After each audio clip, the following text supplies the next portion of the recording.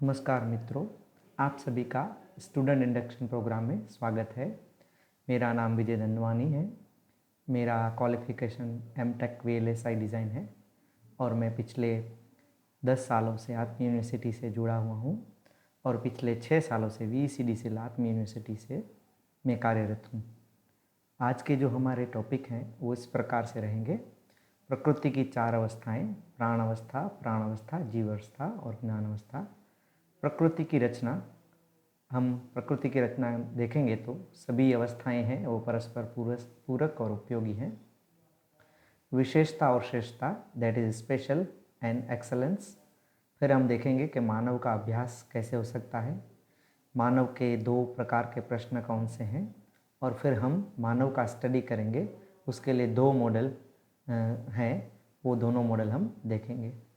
तो सबसे पहले आपने जिगर भैया का वीडियो भी देखा होगा, जिसमें जिगर भैया ने बताया कि पूरी सृष्टि में 4 अवस्थाएं हैं: पदार्थ अवस्था, प्राण अवस्था, जीव अवस्था और ज्ञान अवस्था। तो जिगर भैया ने आपको बताया होगा कि पदार्थ अवस्था और प्राण अवस्था दोनों एक दूसरे के लिए कैसे पूरक और उपयोगी हैं। जैसे कि प्राण अवस्था है तो उसको ऑक्सीजन, पानी, मिनरल्स वगैरह की ज़रूरत है, तो वो पदार्थ अवस्था में से लेते हैं।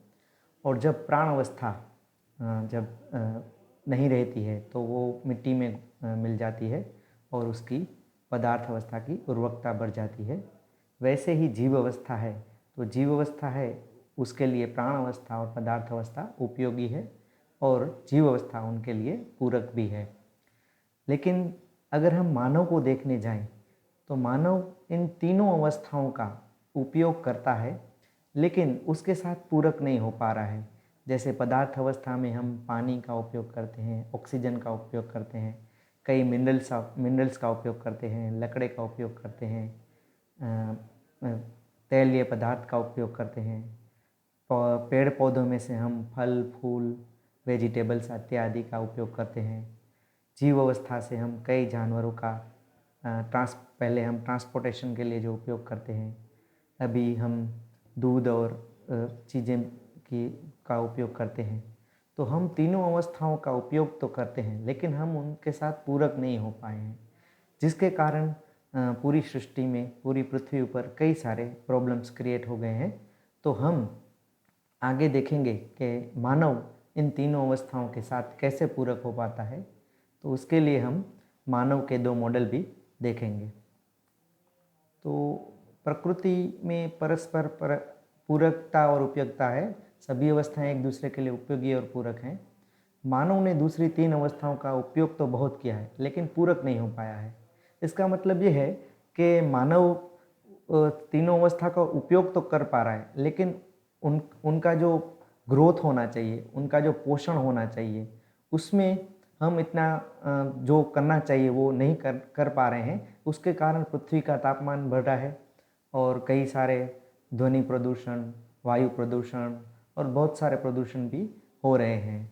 तो हम उनके साथ पूरक नहीं हो पा रहे हैं। प्रकृति में जो रचना है उसमें आप देखेंगे तो उसमें कहीं पे भी आपको विशेषता नहीं दिखाई देगी, लेकिन मानव में विशिष्ट बनने की चाहना रहती है। तो इन तीनों अवस्थाओं और मानव में क्या अंतर है वो हमें समझना बहुत ही ज़रूरी है, तो ही हम मानव को समझ पाएंगे। जैसे मैं एक उदाहरण के तौर पे लूँ तो नीम का पेड़ कभी भी नहीं सोचता है कि मुझे आम क्यों नहीं लगते, मुझ पे आम क्यों नहीं लगते हैं। प्रकृति में आम भी उपयोगी है और नीम भी उपयोगी है। वैसे ही अगर हम दूसरा उदाहरण देखें तो गुलाब का फूल कभी ऐसा नहीं सोचता कि मुझ में दूसरे फूलों की जैसी सुगंध क्यों नहीं आती है, या दूसरे फूल कभी ऐसा नहीं सोचते हैं कि मुझ में गुलाब जैसी सुगंध क्यों नहीं है, क्योंकि वहाँ पे हर चीज़ उपयोगी और पूरक है और कभी भी उनमें किसी भी प्रकार का कंपटीशन या विशेषता का भाव नहीं होता है। जबकि मानव में हमेशा विशिष्ट बनने का भाव देखा गया है। वो हमेशा दूसरों से आगे बढ़कर कुछ आगे निकलना चाहता है, कुछ ज़्यादा पाना चाहता है। वो भाव हमेशा मानव में रहता ही है।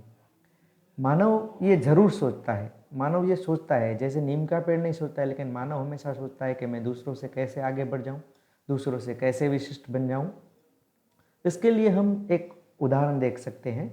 अगर मैं एक उदाहरण लूँ कि 2 स्टूडेंट्स हैं, ए और बी, और ए अगर सोचता है, ए दो तरह से सोच सकता है कि मुझे बी से ज़्यादा मार्क आ जाए या गुण आ जाए, या मुझे ज़्यादा गुण आए।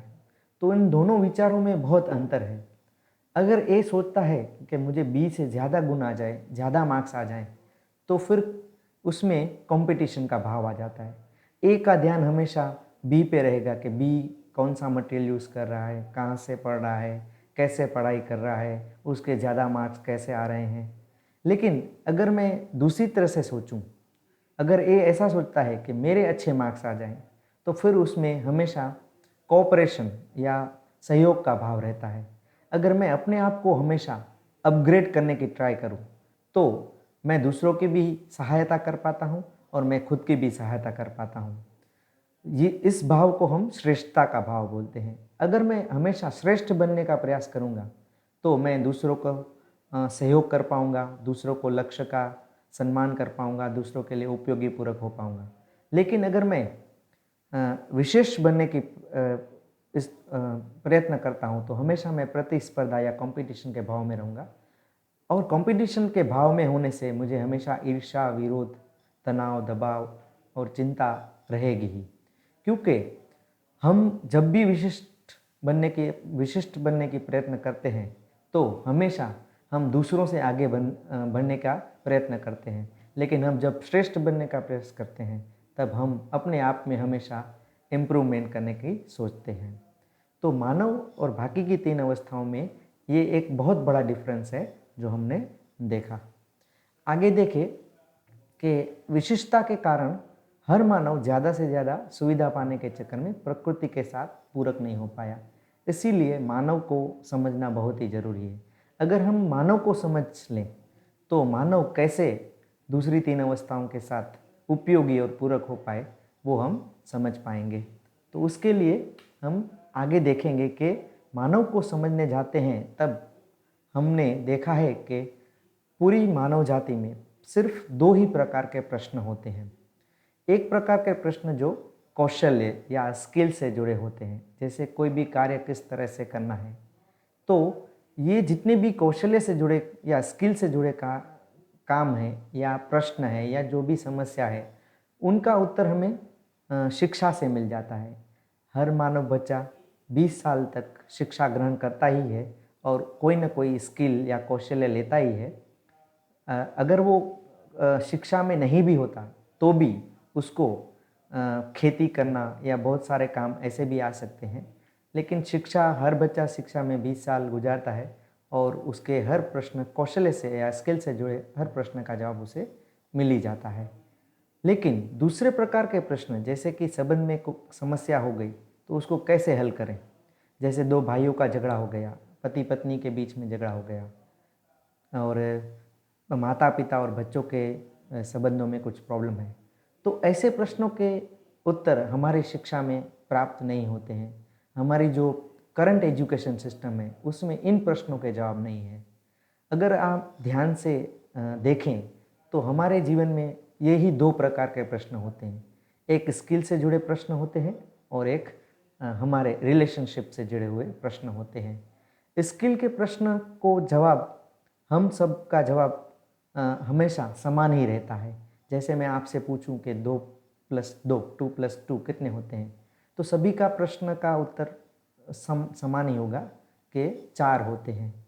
तो ऐसे प्रश्नों का जवाब हमेशा समान क्यों मिलता है? क्योंकि वो हमें शिक्षा में पढ़ाया जाता है। लेकिन मैं अगर आपसे पूछूं कि 2 भाई बहन हैं और भाई को टीवी का रिमोट चाहिए और वो बहन से मांगता है और वो बहन उस समय नहीं देती है, तो उस समय उसको क्या करना चाहिए? तो ऐसे प्रश्नों के जवाब हमारी शिक्षा में अवेलेबल नहीं है, क्योंकि हम सिर्फ स्किल से जुड़े हुए प्रश्नों का जवाब ही शिक्षा में पा सकते हैं। संबंधों से जुड़े हुए जो प्रश्न या समस्याएं होती हैं, उसका समाधान हमें शिक्षा से नहीं मिल पाता है। तो हमारी शिक्षा का पूरा फोकस हमेशा स्किल पे ही रहता है, लेकिन संबंधों में जीना भी एक महत्वपूर्ण इम्पोर्टेंट चीज़ है। उस पे भी शिक्षा में कुछ बात होनी चाहिए। इसीलिए हम हमेशा स्किल के साथ साथ मानव मूल्य का भी जिक्र करते हैं और उसको समझने का प्रयत्न करते हैं। अब मैं आपको 2-3 उदाहरण देना चाहता हूँ। जैसे कि कोई डॉक्टर कितना भी काबिल हो, लेकिन उसकी पत्नी के साथ संबंधों में समस्या हो ही सकती है। और कितना अच्छे से अच्छा इंजीनियर क्यों ना हो, उसके बच्चों के साथ व्यवहार हमेशा अच्छा होगा, उसकी कोई गारंटी नहीं है। इससे हमें ये पता चलता है कि कितनी भी अच्छी शिक्षा और कितना भी अच्छा कौशल्य का सर्टिफिकेट हमारे पास है, तो वो सर्टिफिकेट यह गारंटी नहीं देता है कि आप संबंधों में भी अच्छी तरह से जी पाएंगे। इससे हमें पता चलता है कि कौशल्य और व्यवहार दोनों अलग चीज़ें हैं और दोनों को अलग तरह से हमें समझना पड़ेगा। ये कैसे हम समझ पाएंगे? इसको समझने के लिए हमें मानव का अभ्यास या ह्यूमन बीइंग की स्टडी करना ज़रूरी है। जैसे अभी तक विज्ञान में हमें 3 अवस्था अच्छी तरह से पढ़ाई जाती है, जैसे फिजिक्स है, केमिस्ट्री है, बायोलॉजी है, जियोलॉजी है। हम जितने भी सब्जेक्ट या विषय पढ़ते हैं उसमें हमेशा पदार्थ अवस्था, प्राण अवस्था और जीव अवस्था की बहुत ही डिटेल में डीप स्टडी करते हैं, बहुत ही अच्छी तरह से अभ्यास करते हैं। लेकिन उस अभ्यास में कभी भी मानव का अभ्यास या ह्यूमन बीइंग की स्टडी नहीं होती है। आप अगर मेडिकल साइंस भी ले लें तो उसमें सिर्फ शरीर विज्ञान का ही अध्ययन होता है या अभ्यास होता है। उसमें कभी भी मानव का अभ्यास, पूर्ण अभ्यास नहीं हो पाता है। अगर हम देखें तो हर इलेक्ट्रॉनिक यूटिलिटी या इंस्ट्रूमेंट जो भी अवेलेबल है उसमें एक मैनुअल आता है, तो हम उस मैनुअल से वो इलेक्ट्रॉनिक साधन का कैसे उपयोग करना है वो जान पाते हैं। लेकिन इतना कॉम्प्लिकेटेड, मानव का इतना कॉम्प्लिकेटेड सिस्टम है, उसको समझने के लिए हमारे पास कोई मैनुअल ही नहीं है। ठीक है, तो अगर हमें दूसरे प्रकार के प्रश्नों को समझना है तो मानव का स्टडी करना बहुत ही ज़रूरी है। और कई बार कई लोग कहते हैं कि मानव का अध्ययन पॉसिबल ही नहीं है, क्योंकि मानव है वो सब्जेक्टिव चीज़ है। हम हमेशा उसी का अध्ययन कर सकते हैं जो ऑब्जेक्टिव चीज़ है। जैसे अणु और परमाणु है तो वो ऑब्जेक्ट है, तो हम उसका अध्ययन कर सकते हैं। लेकिन हर मानव का स्वभाव अलग अलग होता है, तो मानव का अभ्यास या अध्ययन करना पॉसिबल नहीं है। लेकिन मैं आपको बता सकता हूँ कि जैसे हम अणु और परमाणु का अभ्यास कर पाते हैं, वैसे ही हम ह्यूमन बीइंग का भी अभ्यास कर पाते हैं। अगर हम ह्यूमन बीइंग में रहे कुछ चीज़ों को अच्छी तरह से अध्ययन करें, जैसे कि आप देखें कि हर मानव सम्मान पाना चाहता है, हर मानव यह चाहता है कि हर व्यक्ति उस पर विश्वास करे, हर व्यक्ति स्नेहपूर्वक जीना चाहता है, हर व्यक्ति संबंधों में जीना चाहता है। तो अगर कुछ चीज़ें जो हर मानव में समान है उसका अध्ययन किया जाए तो मानव का भी अध्ययन करना पॉसिबल है।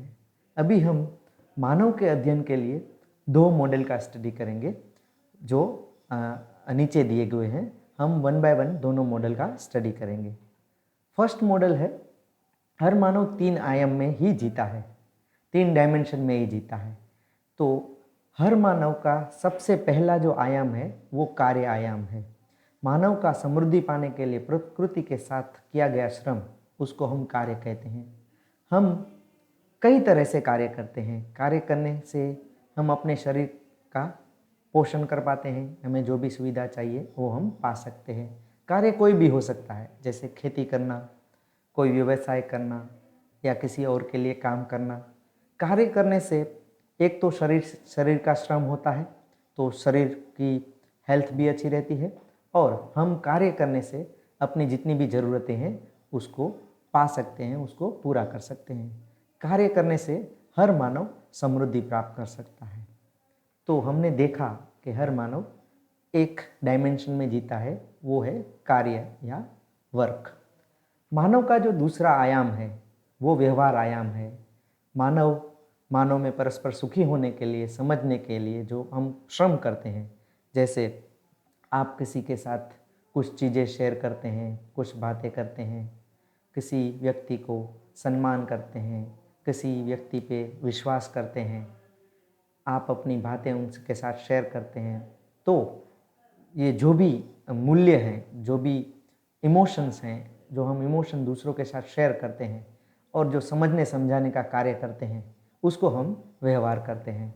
अगर मुझे कोई चीज़ आती है तो मैं दूसरे मानव को सिखाता हूँ, दूसरा कोई व्यक्ति मुझे कोई चीज़ सिखाता है, या मुझे कुछ चीज़ समझ में आती है, मैं दूसरे को समझाता हूँ, और दूसरे को कोई चीज़ समझ में आती है और वो मुझे समझाता है, तो हम उसको व्यवहार कहेंगे। व्यवहार हमेशा मानव मानव के बीच में ही होता है, क्योंकि मानव ही एक ऐसा एंटिटी है जो समझ सकती है और समझ कर जी सकती है। बाकी की जो 3 अवस्थाएं हैं वो प्राकृतिक तरह से वो जीते हैं, उनको समझने का कोई डायमेंशन नहीं होता है, वो अपने हिसाब से ही जीते हैं। पशु को समझाया नहीं जा सकता, क्योंकि वो हमेशा जैसा है वैसे ही बिहेव करता है, उनका आचरण या उनका बिहेवियर हमेशा निश्चित ही रहता है। जैसे मैं एक उदाहरण दूं कि शेर है वो हमेशा मांस ही खाएगा और गाय हमेशा घास ही खाएगी। आप कितना भी प्रयत्न कर ले, गाय को मांस खिलाएं या शेर को घास खिलाएं, तो वो नहीं खाते हैं, क्योंकि उनका आचरण या उनका बिहेवियर उनके वंश पर आधारित है और वो हमेशा फिक्स रहता है। जबकि मानव का आचरण उसके संस्कार या उसकी समझ पे आधारित रहता है। तो मानव को समझना बहुत ही जरूरी है। तो मानव को कैसे समझा जाए वो हम आगे देखेंगे। व्यवहार से मानव सुख प्राप्त कर सकता है। जैसे मैंने आगे बताया कि कार्य से हर मानव समृद्ध हो पाएगा, वैसे ही व्यवहार से हर मानव सुख प्राप्त कर सकता है। तो ये 2 डायमेंशन हमने देखे। एक डायमेंशन है कार्य, हर मानव कार्य करता है, और हर मानव व्यवहार करता है। कार्य हमेशा प्रकृति के साथ होता है और व्यवहार हमेशा मानव मानव के बीच में होता है। कार्य हम समृद्धि पाने के लिए करते हैं और व्यवहार हम सुखी होने के लिए करते हैं। और अगर आप देखें तो इन 2 चीज़ों के अलावा और भी एक महत्वपूर्ण डायमेंशन है जिसमें हम जीते हैं, वो महत्वपूर्ण आयाम है विचार आयाम। विचार के बिना हम कोई भी कार्य और व्यवहार नहीं कर पाते हैं। विचार के बिना कार्य और व्यवहार होना संभव ही नहीं है। अगर आप सोचें कि मैं कोई भी कार्य या कोई भी व्यवहार सोचे बिना करता हूँ, समझे बिना करता हूँ, तो वो संभव क्यों नहीं है? क्योंकि बहुत बार ऐसा होता है कि हम सोचते तो हैं लेकिन उसमें हमारा ध्यान नहीं होता। कुछ लोग को लगता है कि कई चीज़ें हम ऐसे भी करते हैं जिसे हम सोचते नहीं हैं।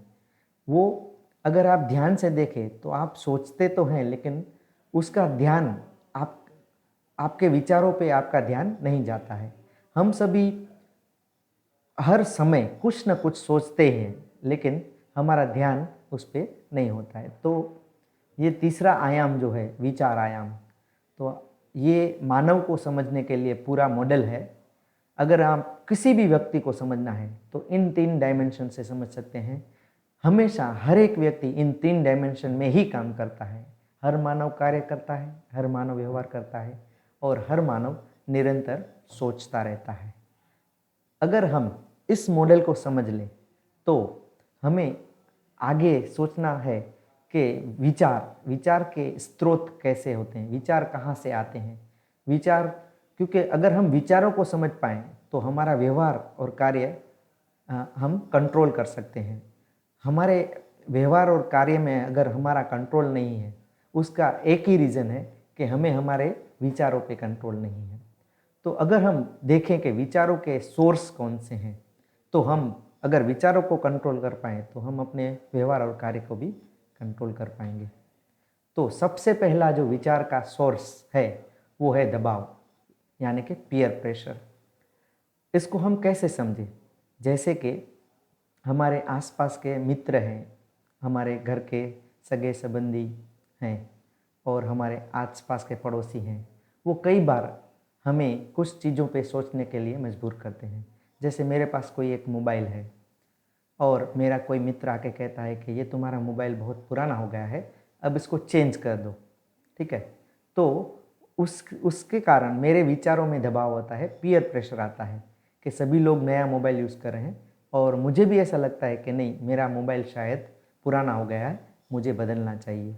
तो इसको हम पीयर प्रेशर बोलते हैं। कई बार हमारा ध्यान न होता ही नहीं है, फिर भी हम किसी न किसी के विचारों से दबाव हमारे पे आता ही है। कई चीज़ों में हमें, जैसे छोटे बच्चे हैं स्कूल में जाते हैं तो उनको आसपास के बच्चे जो भी इरेज़र यूज़ करते हैं या जिस ब्रांड की बुक्स यूज़ करते हैं, नोट बुक्स यूज़ कर रहे हैं, जिस ब्रांड के कपड़े यूज़ करते हैं, तो उनको उनके विचारों पे भी दबाव आता है कि मैं भी ऐसे कपड़े या ऐसे पेंसिल या इरेज़र या नोटबुक्स यूज़ करूं। तो ये एक विचारों का सोर्स रहता है, पीयर प्रेशर। दूसरा जो अ, विचारों का स्रोत है वो है प्रभाव। हम किसी को देख के प्रभावित होते हैं, जैसे टीवी, मीडिया, जो भी इंफॉर्मेशन है, इंटरनेट है, या कोई टीवी का एक्टर, हीरो हीरोइन, कलाकार है, उससे हम बहुत बार प्रभावित होते हैं। वो जैसे हेयर स्टाइल रखते हैं, वो जैसे कपड़े पहनते हैं, वो जैसे बिहेव करते हैं, उससे हम कई बार प्रभावित होते हैं। उसके हिसाब से हमारे विचार प्रभावित होते हैं और उसी के हिसाब से हम अपना व्यवहार और कार्य में परिवर्तन करते हैं। तो अगर हम दबाव या प्रभाव से हमारे विचार अगर कंट्रोल हो रहे हैं, तो हमेशा हमारा रिमोट कंट्रोल दूसरों के पास रहता है। हम हमेशा परतंत्र रहते हैं, क्योंकि मेरे विचार हमेशा दूसरों के दबाव और प्रभाव से परिवर्तित होते रहते हैं और उसी के हिसाब से मेरा व्यवहार और कार्य परिवर्तन होता रहता है और मैं कभी भी अपने आप में कभी भी स्टेबल नहीं हो पाता हूँ। तो ये दो जो सोर्स हैं, उससे हमें बचने के लिए क्या करना चाहिए? तो तीसरा जो विचारों का स्रोत है वो स्वभाव है, सेल्फ अवेयरनेस है।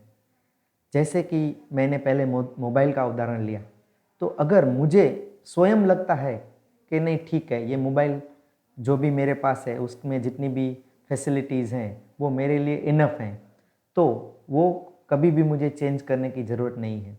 अगर मुझे लगता है कि ठीक है, कुछ ऐसे इसमें फीचर्स हैं जो ज़रूरी हैं इस समय में, तो मैं उसको चेंज भी कर पाता हूँ।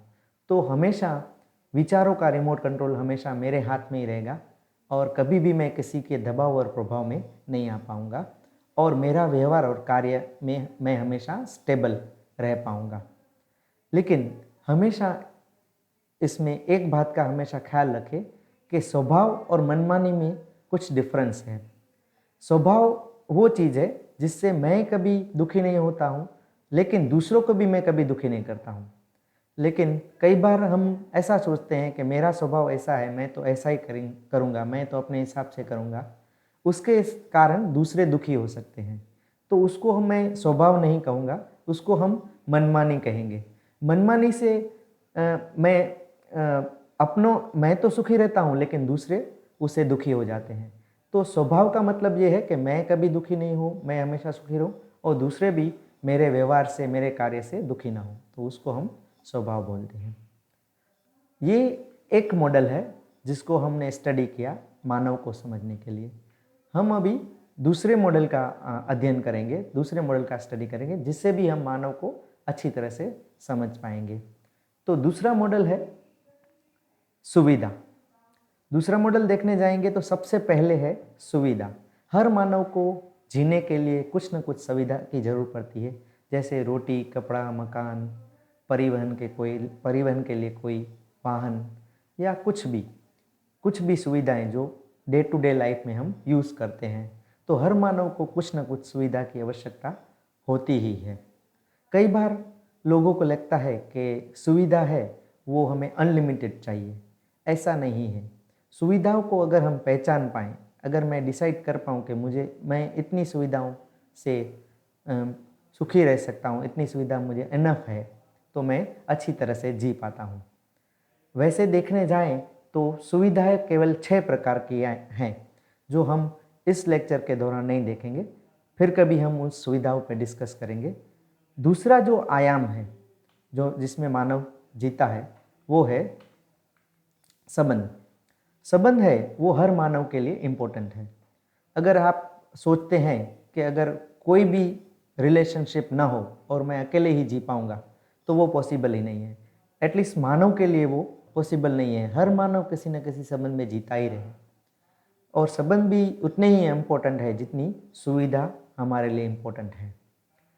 अभी मैं अगर आपसे पूछूं कि ये दो चीज़ें इम्पोर्टेंट हैं, लेकिन इसमें अगर हमको वरीयता देनी है, हमको क्रम में रखना है तो पहला क्रम और दूसरा क्रम किसका रहेगा? तो सभी लोगों का एक ही उत्तर होता है कि संबंध ज़्यादा इम्पोर्टेंट है, सुविधा भी इम्पोर्टेंट है, लेकिन पहले नंबर पे संबंध आएगा और दूसरे नंबर पे सुविधा आएगी। लेकिन आज के समय में अगर आप ऑब्जर्व करें तो हर मानव सुविधा कमाने के लिए ज़्यादा समय देता है या संबंध को संभालने के लिए, रिलेशनशिप को संभालने के लिए, रिलेशनशिप में जीने के लिए ज़्यादा समय देता है? तो आप अच्छी तरह से ऑब्जर्व कर पाएंगे कि हम ज़्यादा से ज़्यादा समय सुविधा कमाने में ही लगाते हैं। संबंध में जब प्रॉब्लम होती है, जब समस्या होती है, तब हमारा ध्यान जाता है कि नहीं, ये भी एक इम्पोर्टेंट चीज़ है, इसको भी हमें ध्यान देने की ज़रूरत है, वरना हम पूरा समय सुविधा में ही लगाते हैं। दूसरा एक प्रश्न बहुत बार होता है कि सुविधा के लिए संबंध है या संबंध के लिए सुविधा है? मीन्स के रिलेशनशिप के लिए फिजिकल फैसिलिटी चाहिए या फिजिकल फैसिलिटी के लिए रिलेशनशिप? इसका उत्तर ये होगा कि रिलेशनशिप के लिए ही सुविधा है। हमें जो भी सुविधा चाहिए वो रिलेशनशिप के लिए ही है।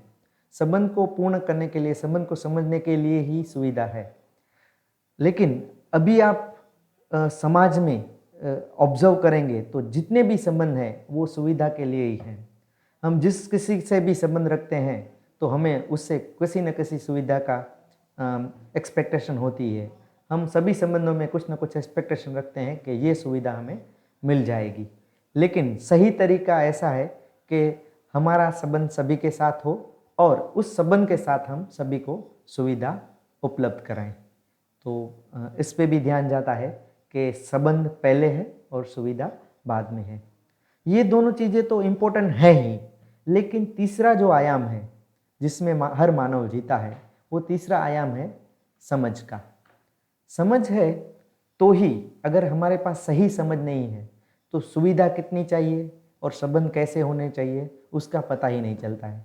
पूरा जीवन ऐसे ही निकल जाता है, लेकिन हमें अंत तक पता नहीं चलता है कि मुझे कितनी सुविधा की ज़रूरत है और मुझे कैसे संबंधों में कैसे जीना चाहिए। इन दोनों की क्लियरिटी अगर चाहिए तो हमें सही समझ होना बहुत ही ज़रूरी है। अगर हमारे पास सही समझ नहीं है तो हम सही तरह से जी नहीं पाएंगे। अभी मैंने जो 2 मॉडल डिस्कस किए हैं उसमें दोनों मॉडल एक ही हैं, उसमें कुछ अंतर नहीं है। जैसे विचारों में अगर आप सही समझ पा लें तो हर मानव के साथ संबंधों में हम अच्छा व्यवहार कर पाएंगे और जो कार्य करते हैं उससे हम सुविधा पा सकेंगे।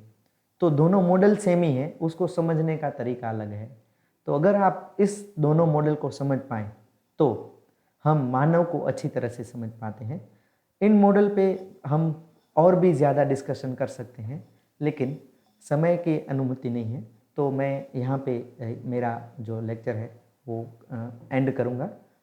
आप सभी का शुक्रिया मुझे इतनी देर तक सुनने के लिए।